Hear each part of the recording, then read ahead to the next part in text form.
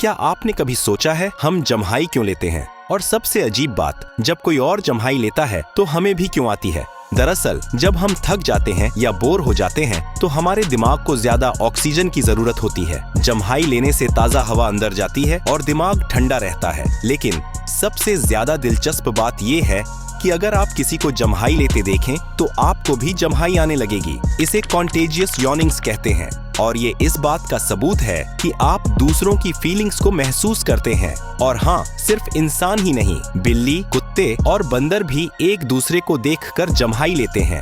अगर आपने भी ये वीडियो देखकर जम्हाई ली है तो कमेंट में ये वाला इमोजी जरूर ड्रॉप करें और ऐसे ही दिलचस्प फैक्ट्स के लिए चैनल को सब्सक्राइब करना न भूलें।